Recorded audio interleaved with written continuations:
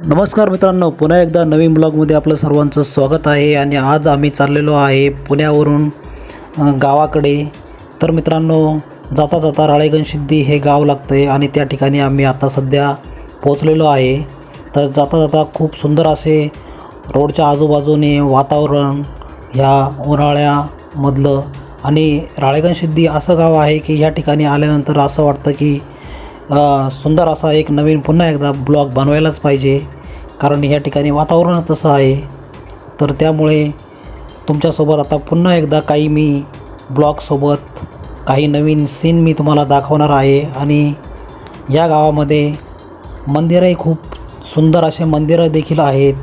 तर त्यातील एक पद्मावती माता मंदिर या ठिकाणी आम्ही आज दर्शनासाठी जाणार आहोत आणि त्यासोबतचा एक सुंदर असा व्हिडिओ तुमच्यासोबत आम्ही शेअर करणार आहोत. तर मित्रांनो, नक्की शेवटपर्यंत हा व्हिडिओ बघा. तर जाता जाता अशा पद्धतीचा खूप सुंदर सीन हा आपल्याला बघायला मिळत आहे. आणि आता आम्ही पोचलेलो आहे जवळजवळ मातेच्या मंदिरापाशी. आणि गावातली ही उंच झाडं बघून मन एकदम मनाला आनंद होतो.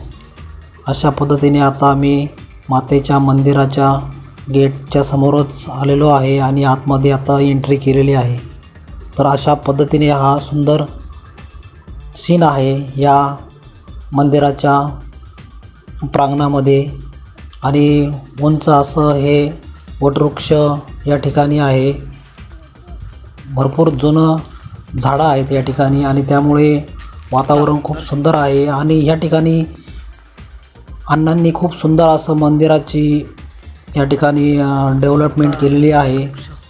तर हे बघून हे आपल्यासाठी काही लोकांसाठी हे नवीन आहे. त्यामुळे चला म्हटलं हे एक सुंदर असा ब्लॉग तुमच्यासोबत शेअर करूया.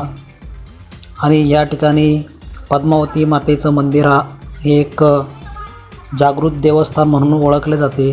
आणि या ठिकाणी भरपूर काही पर्यटक येत असतात दर्शनासाठी मातेच्या. बऱ्याच दिवसापासूनची एक इच्छा होती की राळेगणसिद्धीमध्ये गेल्यानंतर ती मातेचं दर्शन घेण्याची एक बऱ्याच दिवसापासून मनात खंत होती. आणि आज ती अशा पद्धतीने आमची पूर्ण होत आहे. आणि या ठिकाणी आता आम्ही आज मातेचं दर्शन घेण्यासाठी पोहोचलेलो आहे. तर अशा पद्धतीने एक खूप सुंदर असं मंदिर आहे.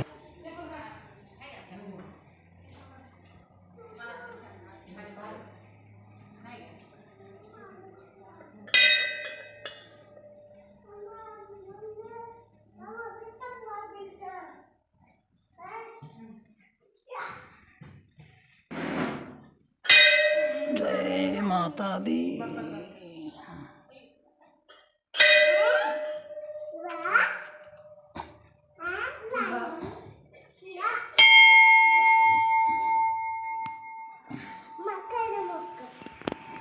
घ्या बा, दर्शन घ्या.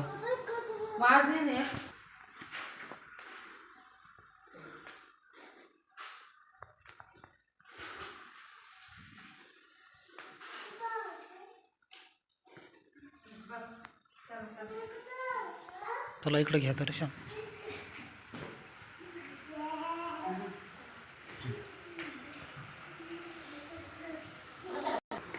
चला, बऱ्याच दिवसापासून इच्छा होती. तर मित्रांनो, अशा पद्धतीने आमचं दर्शन पूर्ण झालेलं आहे. आणि आता आम्ही मंदिरातून बाहेर आलेलो आहे. आणि हे खूप जुनं वटवृक्ष आहे उंच.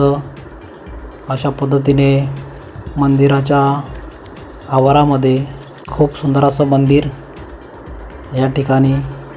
आणि बाजूलाच अशा पद्धतीचं प्राणी संग्रहालय ह्या ठिकाणी डेव्हलप केलेलं आहे प्राण्यांचे काही स्टॅच्यू ठेवण्यासाठी.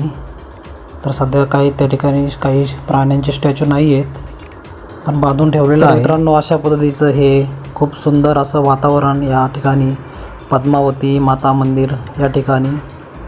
तर आता आम्ही दर्शन घेऊन बाहेर आलेलो आहे आणि आता निघालेलो आहे घराकडे. आणि जाता जाता पुन्हा एकदा तुम्हाला एक जातानाचा सीन सुंदर पुन्हा एकदा घेतलेला आहे. अशा पद्धतीने आता या ठिकाणाहून चौकातून पुढे लेफ्ट साईडला जायचं आहे आणि जातानाच अण्णांचं निवासस्थान देखील आहे, त्या ठिकाणी जाऊन एकदा बघू. कारण नेहमी आलो की अण्णांना भेटण्याची खूप इच्छा असते, पण या ठिकाणी काही अण्णांच्या काही महत्त्वाच्या मीटिंग्स असतात, त्यामुळे कधीकधी मग त्यांना भेटता येत नाही. तर आजही देखील असा भेटण्याचा प्रयत्न आम्ही करणार आहोत. तर बघूया काय होतं आहे ते. तर मित्रांनो, अशा पद्धतीने या ठिकाणी असे आजूबाजूला भरपूर रस्त्याच्या कडेने, रोडच्या कडेने खूप सुंदर असे झाडं या ठिकाणी आपल्याला बघायला भेटत आहे. अशा पद्धतीने हे अण्णांनी मिलिटरीमध्ये असताना, रिटायर झालेले असतानाच त्यावेळेस त्यांनी ही झाडे लावलेली आहेत आणि आज खूप मोठे वातावरण, हे झाडांनी खूप सुंदर असं वातावरण तयार केलेलं आहे. तर आता आम्ही या ठिकाणी अण्णांच्या निवासस्थानापाशी आम्ही आलेलो आहोत.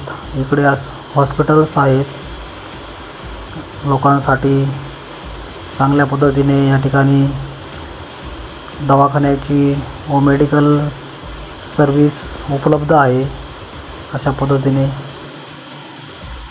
तर बघूया या ठिकाणी जाऊन, योगायोगाने जर संधी मिळाली तर भेट घेऊया अण्णांची, आणि नाही झाली तर परत पुन्हा एकदा येण्याचा प्रयत्न करू.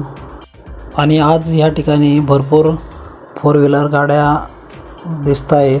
त्यावरून असं वाटतं की काहीतरी महत्त्वाची मीटिंग असणार आहे अण्णांची, त्यामुळे पुढे जाण्यात काही अर्थ नाही आहे. तर इथूनच आम्ही एक्झिट घेतलेली आहे बाहेर, कारण भरपूर या ठिकाणी गाड्या आहेत, त्यामुळे 100%च काहीतरी महत्त्वाची मीटिंग असणार आहे. त्यामुळे काही पुढे जाऊन काही उपयोगच नाही. त्यामुळे आम्ही मधूनच एक्झिट घेतली, कारण पुढे गेलं की सिक्युरिटी नक्कीच गेल्यानंतर विचारपूस करतात, आणि फॅमिलीसोबत असली की मग त्यांची मीटिंग जर चालू असेल तर मग ते पुढं डिस्टर्ब होतो भेटण्यासाठी गेल्यानंतर. तर निवांत असल्यावरती मनमोकळ्या पद्धतीने मग बोलता येतं. तर असंच पुन्हा एकदा आलो की नक्कीच तो भेट घेण्याचा व्हिडिओ तुमच्यासोबत शेअर करू. तर मित्रांनो, कसा वाटला आमचा हा राळेगण सिद्धीमधील आजचा ब्लॉग, नक्कीच कमेंट करून सांगा. शेअर, लाईक, सबस्क्राईब सर्वांनीच करा. तर मित्रांनो, पुन्हा एकदा भेटू नवीन ब्लॉगमध्ये. तोपर्यंत धन्यवाद.